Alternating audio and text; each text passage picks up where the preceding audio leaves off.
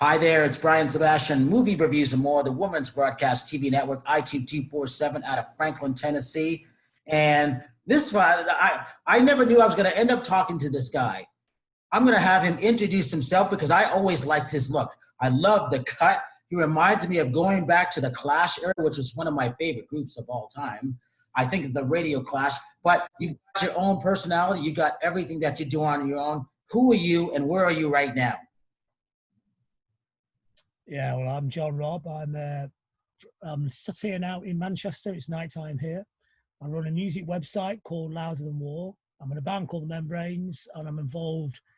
I write books, make films, do TV. It goes on forever. It's a whole Wikipedia page.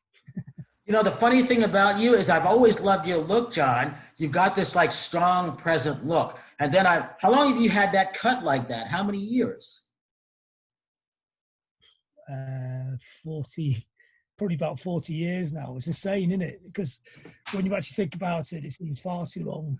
Since the punk days, late 70s. Yeah, because I'm 59 now, so go way back, way back. But it's funny because you never think of it in terms of time. You just get up in the morning and just do the same things to your hair, and it still looks good. I'm lucky I've actually got any hair to mess about with. You know, the funny thing about your history is that it's almost like, what hasn't John done? Did you think back, going back to the 70s, did you think you're going to establish all the stuff that you've done?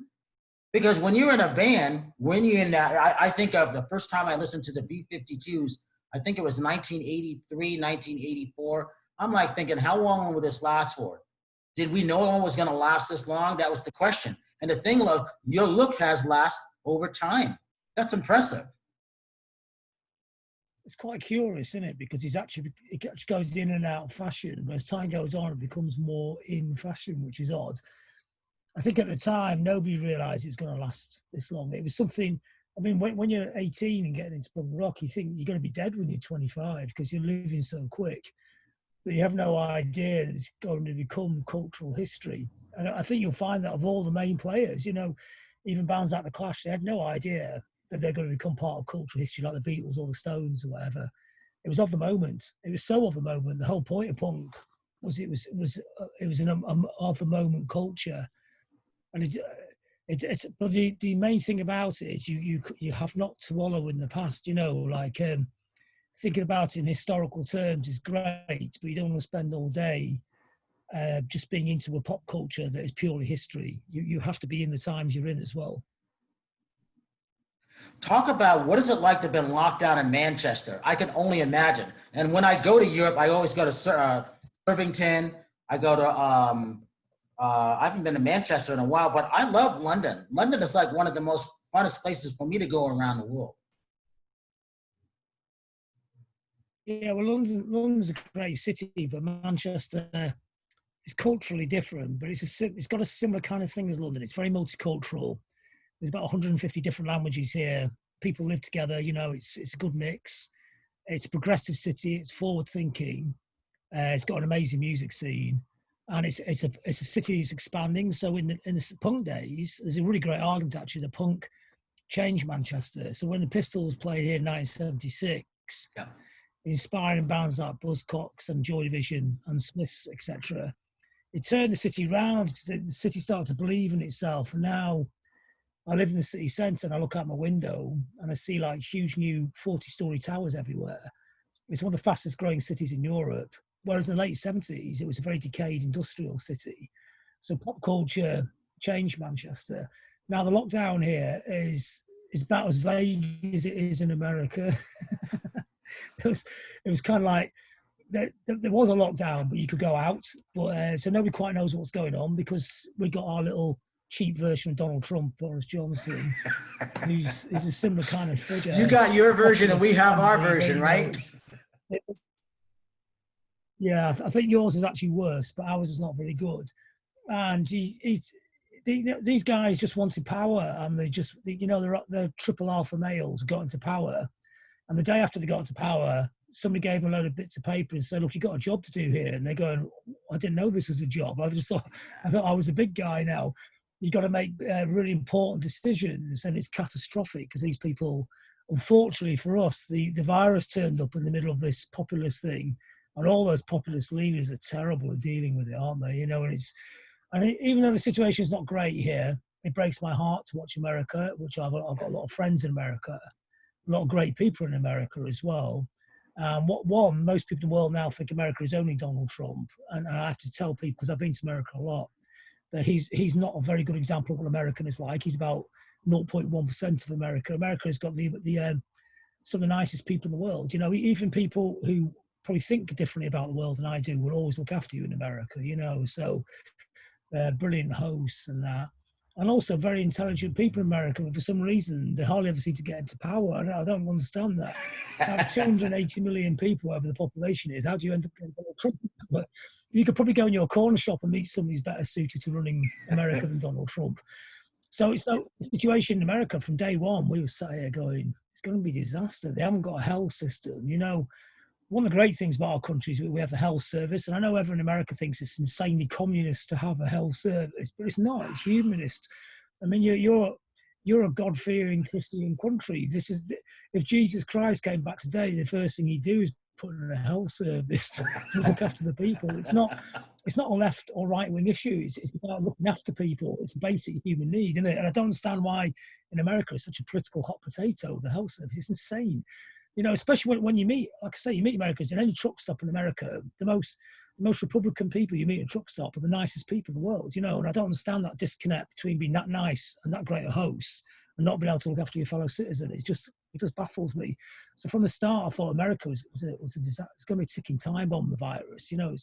And also because in America, and it's one of the great things about America, the people believe in being individual and their rights and the right to be free. And I love all that. But sometimes circumstances change. It was, you know, in the 70s and 80s, it was easy being free. But now you got a sodding virus out there. It's not, the virus doesn't care about you believing in being free or not. It'll infect you. You know, it's the same happened in the Spanish flu, didn't it? In the 1918-20, the pandemic then, you know, it was America found it difficult to deal with those. Baltimore, you know, the Baltimore, when the soldiers got back and they had a celebration on the streets, which is great because they fought the war. But the trouble was, it spiked the virus and started the second wave in America. And this goes way, way back through history and things. And I think what you find in Europe and in countries like Germany is much more of a social conscience. People think in terms of community. I think maybe England and America, we lost that a little bit. You know, we have to think in terms of our fellow citizens, you know, if they're old or weak and the virus makes them really ill, it's our responsibility to make sure they don't get ill. You know, they in Europe, that's how they think, but somehow we seem to have lost that somewhere. You know, John, what blows my mind is, just think of this, and you can understand it because you've been over here many times. Who would have ever thought we would have the most cases in the entire world? We would be shut down. There is no uniform way of doing anything, whether it's in Georgia or Florida or Vegas or Los Angeles. Some people wear masks, some weren't. It's bizarre. And then who would have thought about this? Closing bars. Talk about nuts, you know? And the casinos. That was the most bizarre thing, you know? But who would have thought wearing a face mask would be a political issue?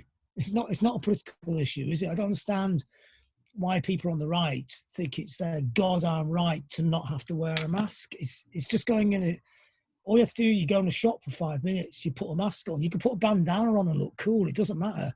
It's not a big deal. Then you take it off again. It's to look after your fellow citizen. It's to make sure you don't splutter over somebody else. That's all. It's not difficult at all, is it? You know, it's not an impingement of your rights. There's a lot.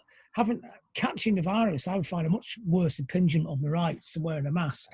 I've got a friend who's had it, and he's had it for 3 months now. He's a relatively healthy person, you know, and he hasn't had it really bad, but he's had the medium version, where if you go for a walk to the shops, he has to go back to bed for 3 hours. He's absolutely knackered, and He can't read books, he can't concentrate, and it affects people in really odd ways, and it drains all the energy out of people and stuff, you know, and when people say, well, yeah, but everyone hasn't got it, we go, well, that's because we sort of had a lockdown. And it did sort of work. You know, if we hadn't had that, it would have been a complete catastrophe. We just have to put up with it for a year, you know, and we still have a lot of freedoms. And we can still walk to the shops. We just have to put a piece of cloth over our faces while we're in there. Then we leave again. it's hardly fascism, like people say. I mean, war, isn't it? You know, I mean, fascism was hideous, wasn't it? I mean, this is just Dr. Fauci finally getting round a few months ago to telling people to wear a mask. I mean, I know the information was confusing because at first they thought you shouldn't have to wear a mask, but now that if the science is saying it's probably a good idea to wear a mask, let's just wear it. If we had to wear it 24 hours a day, that'd be far more difficult. it's only going in a shop or a tube train or something. Well, I tell people this, I go, remember the Chinese have been wearing masks for years. If they're wearing it, you got to take note of that. It's not a coincidence, even when they come to the US, because they come to Hollywood, they get on the Starline tours, they take the tours, they're still wearing a mask. People would laugh at that. I'm like, don't be surprised if we have to do that one day. And here we are, right? I know it's interesting, yeah, because there's a lot of Chinese in Manchester, and they were wearing masks, and you would think, why are they wearing a mask here? Because it didn't twig, did it? I mean, because it had the SARS virus before this one, which is a far worse virus. Actually, it's got a 30% kill rate on it. So they took it seriously because they understood what it was, didn't it? But you know, it's only going to be a year or so. We won't have to wear them anymore.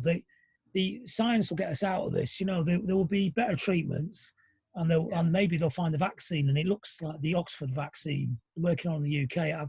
You just feel they got it right. I think they know they got it, but they just don't, because they're so old school English. They don't want to brag about it. They're very quietly getting on with it. So I think that'll work, and I think the treatments will get better as well. So in the end, it'll be like the flu epidemic, which kills a lot of people every year as well.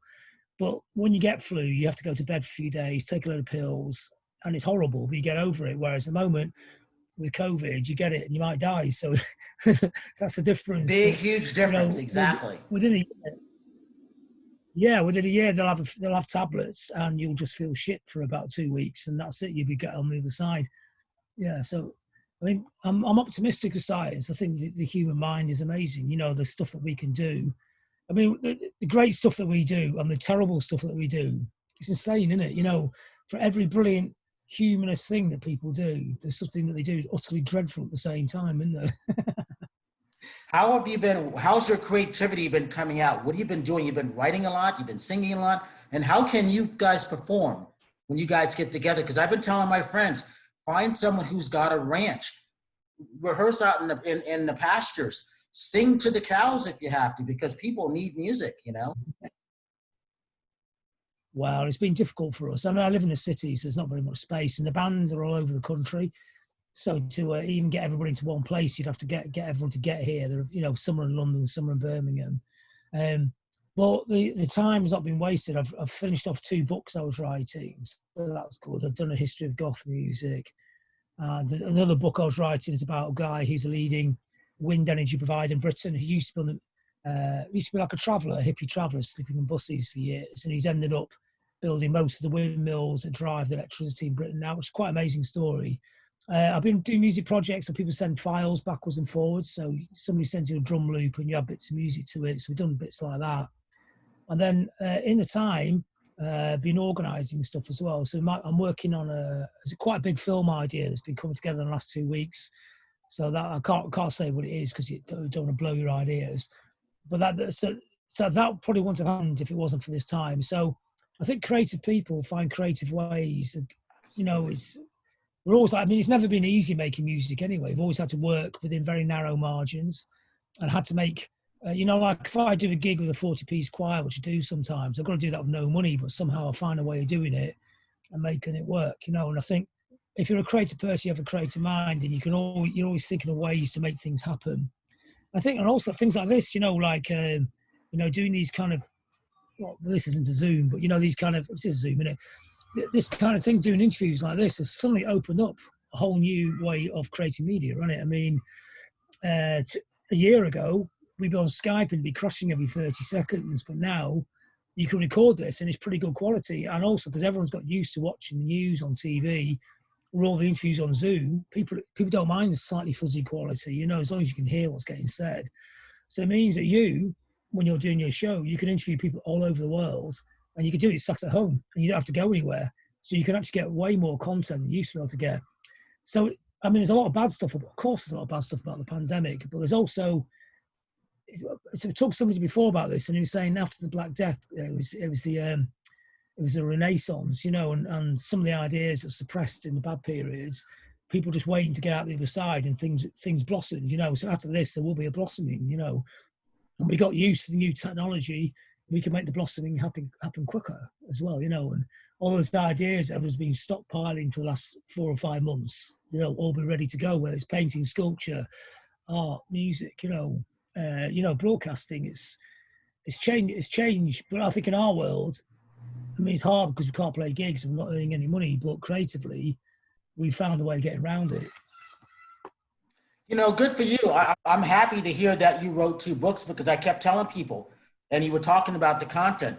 This is my 11th week. I've done 123 shows. We reached 1 million views on our YouTube channel. We got 3.7 million views out of Tennessee alone, because those shows don't go on our YouTube channel. And so last week we had 147,000 views in 1 week. I never had that before. We had 64,000 views in 1 day. Not this past Sunday, the Sunday before that. And the numbers keep going up.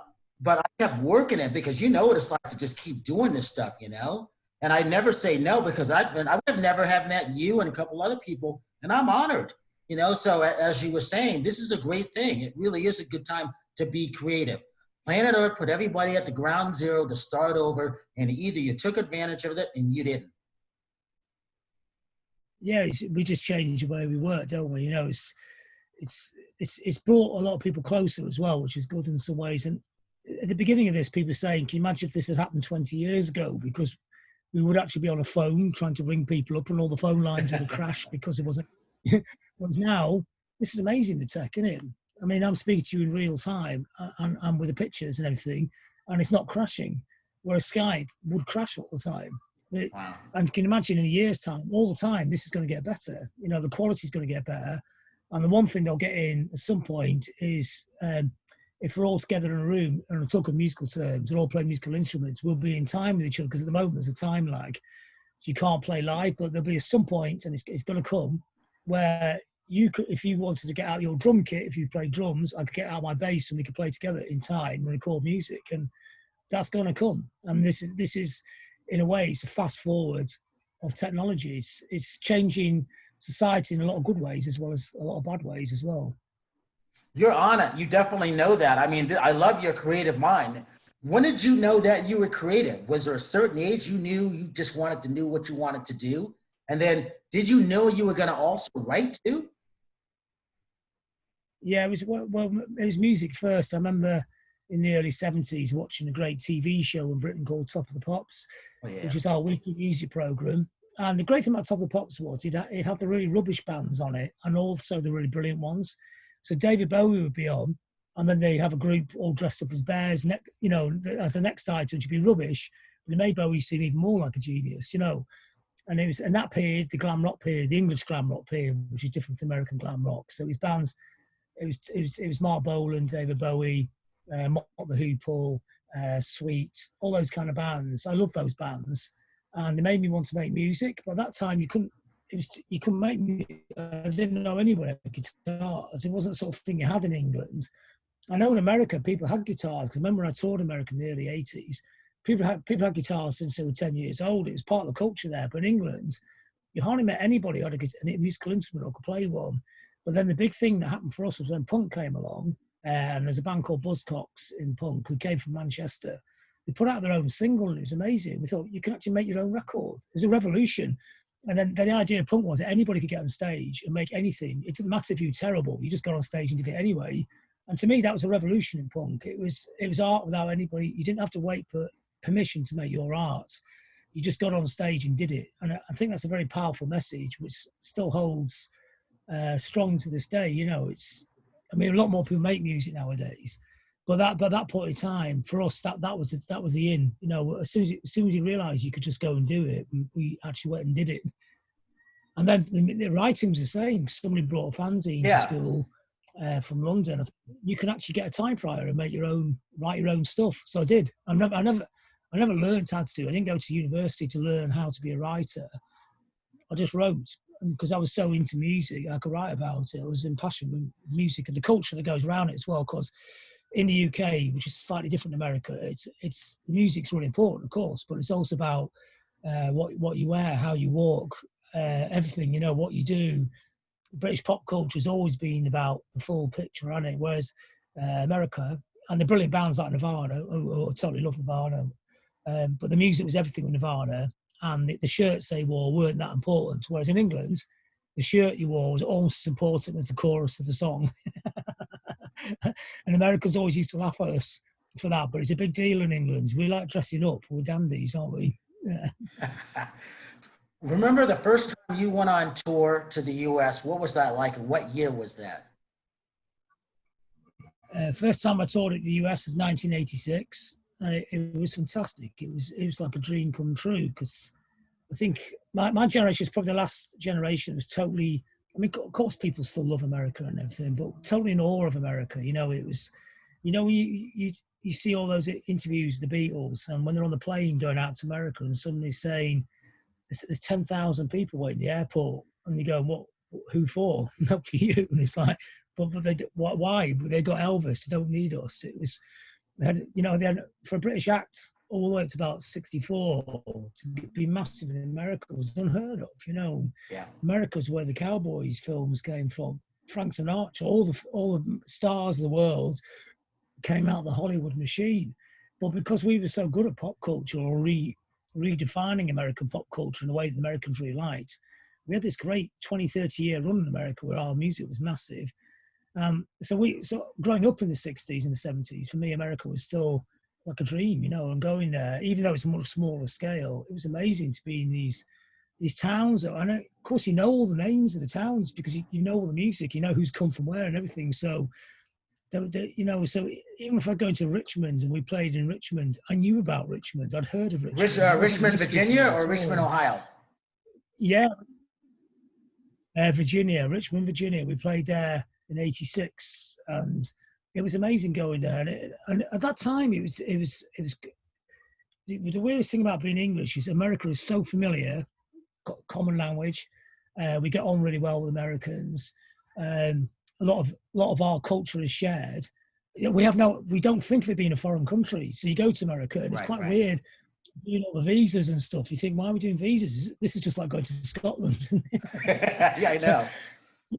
You know, and there's a really weird culture shock because everything is so familiar. You can speak to everybody and you recognize everything in New York because you've been up and down those streets a million times watching Starsky and Hutch in the 70s, you know, or you know everything about the Ramones, you know, every club, everything about it.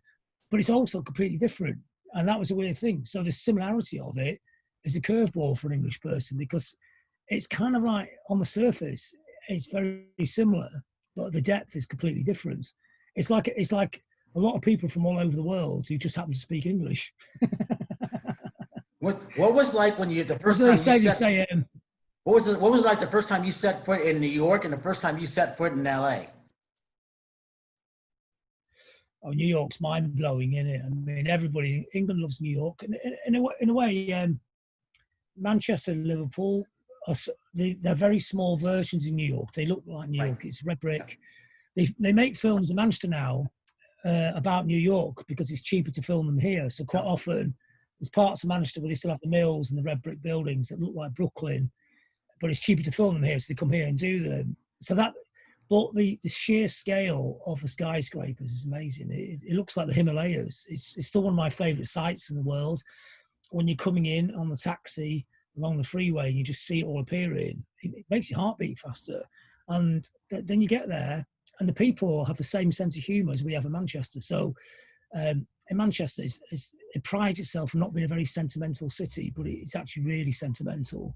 So the humour is quite tough. It's like yeah, like it is in New York. No, but the people will really look after you, but they won't tell you that. You know, so it's tough on the outside and soft on the inside. But when you're from the north of England, you totally get that. You know, so it feels quite familiar in a way, and the speed of it and the energy of it, and the way in those days, unlike England, it was open all night, whereas England now is more 24-hour. But in the 80s, everything used to shut in England about 11 o'clock. You know, the pubs were shut, the shops are shut at 5 in England then. You go to New York and there'd be those delis that were open all right. You can get anything in them. LA's quite different. I mean, I've grown to really love LA over the years, but it's a really different kind of city because it's not compact. I know there's a downtown, but it's not a centre. It used to be the centre, but now it's like a big Mexican market. It's a different kind of city. See, my take on LA, because a lot of my friends there are Mexicans, and I think of LA being a Mexican city. And I've been to Mexico City, and it's quite weird because it was quite similar to being in LA in a way. Because I know so many people in LA, and the Mexicans, you know how passionate they are about music. If you're on stage playing, Mexican people are in tears, the emotion, they're punching their hearts and everything. They're very intense people, and I like that, you know. But LA's more suburban, and that catches you out because your image of America is New York. But when you get to LA, it's about 100 miles of really nice houses, gardens, and picket fences, and that. So even South Central, and I went through there, which is, of course, notorious, dangerous area, whatever. It looks really suburban. I mean, I would not have known. Somebody said, "You know where you are now?" I was going, "No," and they said it's South Central. And I said, "Oh, I know about this from all the rap records." I thought it was a really heavy place, but no, it's. I mean, obviously there's going to be bits more burned out, but the bits I was in look like, you know, the houses and gardens, and that's LA is like that. It's houses and gardens, isn't it? But then I got to really love all the palm trees, and I liked all the 1950s malls, and I liked the freeways, and I mean, I can't drive, so it's a bit of a drag for me in LA because I have to wait for people to pick me up because I can't get any. Oh, it's nuts. Over the years, it's only because they got rid of but they're putting the public transport back in, which is good. Yeah. In the 80s, LA was a bit naff, but now LA's got the best music scene in America, hasn't it? It's got loads of great underground music. It's where all the action is. It's where, and also because it's really multicultural. It's such a mix of styles of music going on there. So it's very future looking. I mean, there's a lot of African music there, a lot of Latin music, punk rock, of course, hip hop, and it's all mixing into something else, isn't it? And that's quite interesting as well, isn't it? What was it like when you heard that the U.S. was locked down? Because you've been around the country, and every state is different. And then when you saw Black Lives Matter and then the protests, what were you thinking? Because you have friends here. What was that like for you outside the U.S.? Well, the lockdown initially, I thought Trump did such an awful job, but the governors are doing the lockdowns, weren't they? I thought, well, thank God they're going to do some kind of lockdown. I felt awful watching the thing in New York because I knew they got it much worse, you know, and I have friends in New York, and it's such a wonderful city. You don't want to see it in a bad shape at all, you know, and it did get hit hard. I mean, we've had problems here, but New York was really hard hit, wasn't it? I know it's down in Florida now as well, isn't it? Yeah. The Black Lives Matter thing, I mean, I remember that from 3 years ago. That's been rolling for a long time, hasn't it? And I think it's made a powerful statement. It's made people on the right and the left have to reassess the history of our countries. You know, it's not just an American issue. I think in the UK we've had to reassess a lot here as well because, of course, we were driving the slave trade for 100 years. I mean, we were no saints in this one. And when they pulled down the statue of Colston in Bristol, I mean, God, that was amazing, wasn't it? I mean, I know people say you shouldn't eradicate history, etc., but nobody knew who he was before until they pulled him down off that plinth. Nobody had. I know it was mentioned about a year ago that before it happened, and I remember some talking about it. There's a venue called the Colston Hall, named after him in Bristol, and Massive Attack were playing there. People say they shouldn't really play there because Massive Attack are a political band, and of the history of it. And there was a little debate about it, and I knew it from that. But when they pulled the statue down, everybody knew about it. And I'm not for bringing down all statues. You know, I think everybody's a flawed human being.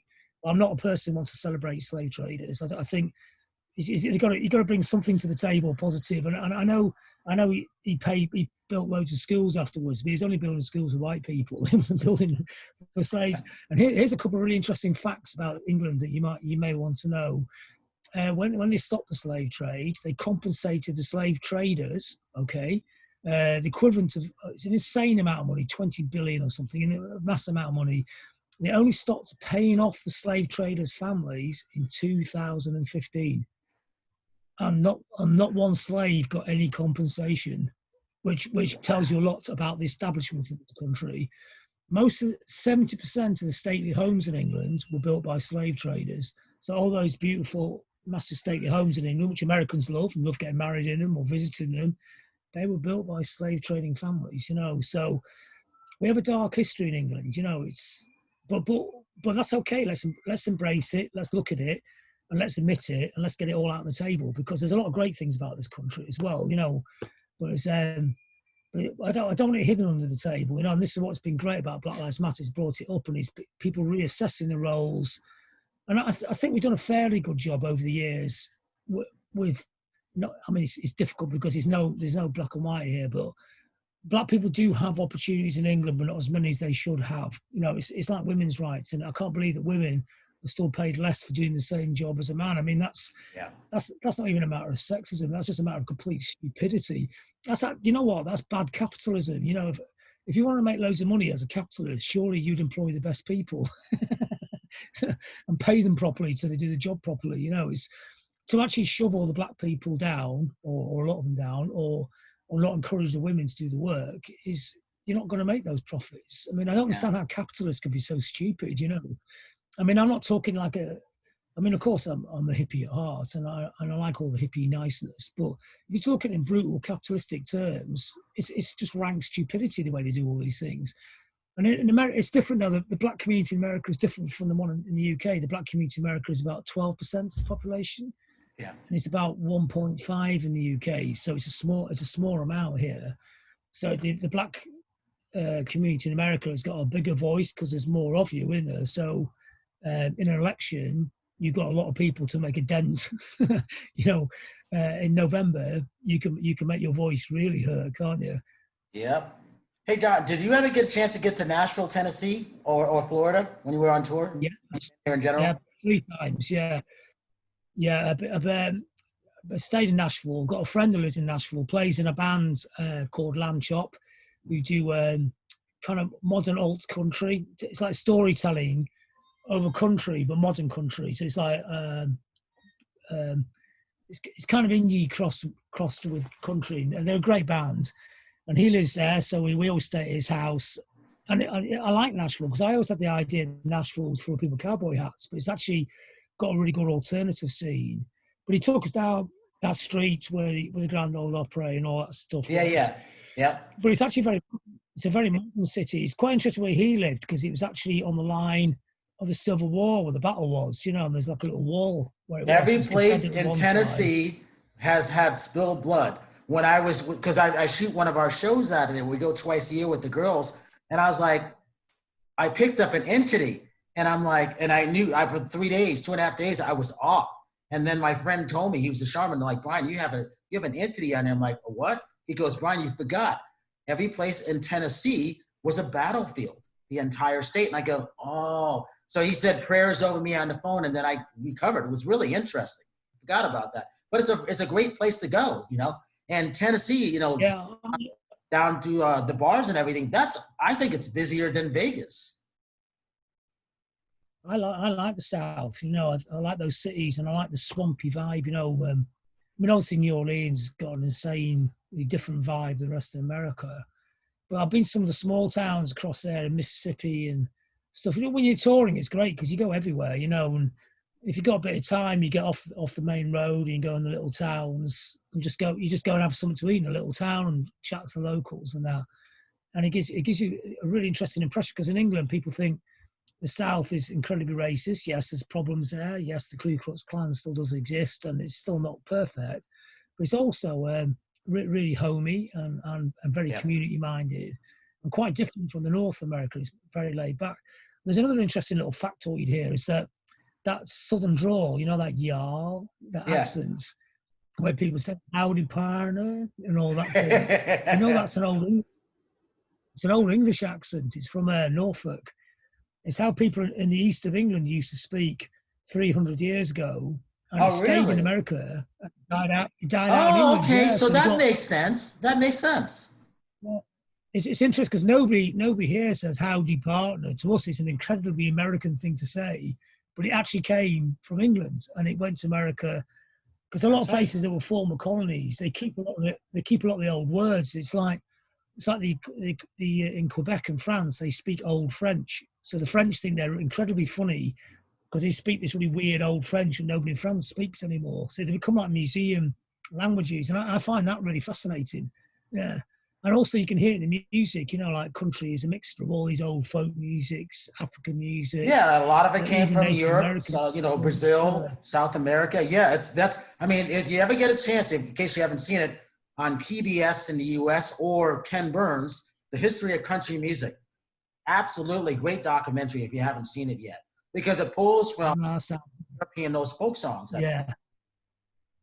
Yeah, I mean, I know some folk singers in England, and they sing songs that are 400 years old, these amazing lyrics in them. And that tradition, that proper folk tradition of handing down the words and the stories never date. They're such human stories, they could actually work today. And that, I always think, like, going back to punk rock again, that was like English, our version, the English version, was like an English late 70s electric folk music. So the Clash and the Pistols, as time goes on, you can look at them as being folk bands. I don't mean with straw hats folk, but a modern urban electric music, folk music of that time. Hip hop's a folk music, isn't it? I mean, It's music of the people, made by the people, isn't it? Yeah, which always makes, and all those people who make those kind of musics, if you ever meet them, even if you make a completely different style of music, you can understand each other. You know why you're making it and what you're trying to do. Did you get a chance to get to Florida at all? Yeah, Florida quite a few times. Yeah, so we played Gainesville. Yeah, Miami. I've been to Miami as well. How was the heat? Town, Do you remember feeling the heat the first time you got to Florida? What was that like for you? Hot and swampy. I mean, I'm English, so when it's too hot, I find it hard to function. I like the heat. I mean, I don't like being in it. I like sitting under a tree looking at it. But I find it hard to operate when it gets too hot. But like all English people, I always think it's funny with us. I think Europeans understand heat, and Mediterranean people, they get it. They sleep in the afternoon and they go out in the evening. But the English people, I think we're like hot weather people stuck on a cold island. So in February, if you get a day that's slightly mild, everybody's out with the t-shirts on. Where's the sunshine? I know it's here somewhere. Whereas in Scandinavia, they understand the cold. They go, it is winter. We will be cold for 4 months.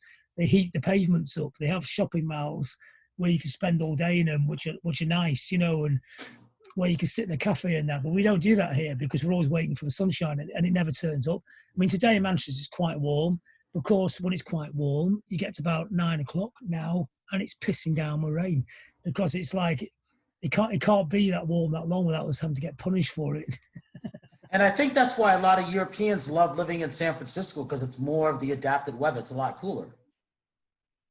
It's cooler, but people love it because it's a beautiful looking city, isn't it? I mean, the clapperboard houses are amazing, aren't they?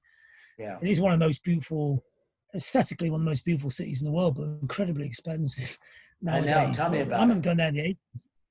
In the 80s, it was quite a cheap place to live. A lot of people used to go out there and get their bands going there because it was an easy place to live. But like what Detroit is now. I mean, Detroit, you can go there, get a 5-bedroom house for $20,000 because everything's burned out, and then do stuff there. And that's Detroit because it keeps rising and falling, so it goes up in value, and then for some reason it all goes wrong again, and all the house prices crash, don't they? Yeah.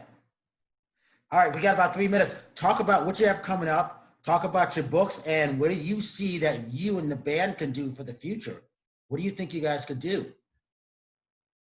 Well, I've got the books. The book about the history of goth music will come out next year. The book about the eco guy will come out in the autumn, and the band, well, hopefully one day we'll be able to come back and tour America. But at the moment, the visas are so expensive; it costs $5,000 for us to get a visa to be allowed to play in America. So that's how much it costs. Ridiculous. It is ridiculous. It costs you $40 to come and play in England. So we know where we are in the empire. So if you've noticed there's a lot less smaller British bands playing in America, that's the reason why, because we can't afford to get there. We can sneak in under the, through the custom to pretend we're not touring America, but they can catch you on Google now. So you can't advertise a gig, so what's the point? It is ridiculous, isn't it? Because we share so much, we share a culture, we share a lot of ideas, we share a friendship, so I don't see why we have to be punished for it. we should be, we let you come here, and we should be allowed to go there. You know, we don't want much. We don't ever expect to play in a stadium. We're happy playing smaller gigs. You know, it's a cultural exchange. It's good for everybody. You know, if we go to your town, we talk about England for night. You tell us about America. It's good for everybody, isn't it? It's good for the world, you know. And ultimately it's good. It's good for America when people from other countries go to America with their experiences, you know. So in the end, we're getting robbed by not being able to go there, but you're getting robbed by not just us, obviously, but all the other representatives, all the other bands and the art people can't go because it's too expensive. Hey, I'll let you guys come play on our ranch, the Dreamweaver Artist Ranch. I'll let you guys come play. Yeah, that's cool. I've never been to a ranch, so that'd be good. Yeah, it's a nice. It'll be a nice let up. I'll keep in contact with you because I'd love to have you guys come over and just in general, you know. Yeah, well, I'm sure we'll meet one day, Brian. Yeah, that's for sure. Yeah. Give your social media links one more time. Twitter's John Robb 77, JOHNROBB 77. My website's louderthanmore.com, or just come and find me on Facebook. John Robb. And I did. I found you on Instagram and I found you on YouTube, and I already friended you. Yeah, it's Instagram as well. Yeah. I haven't done that in a long time. Yeah, cool. Yeah. So for John Robb, this is Brian Sebastian. Thank you. It's been an honor and a pleasure to talk to you. I can't wait to have you come over when we get out of our lockdown. We'll get out of it one day. It's going to be good. Yeah. Yeah. So for John Robb, I'm Brian Sebastian. Movie Reviews and More, the Women's Broadcast TV Network, iTube 247 out of Franklin, Tennessee. And if you see someone without a smile, please give them one of yours because the world needs it. We'll see you next week.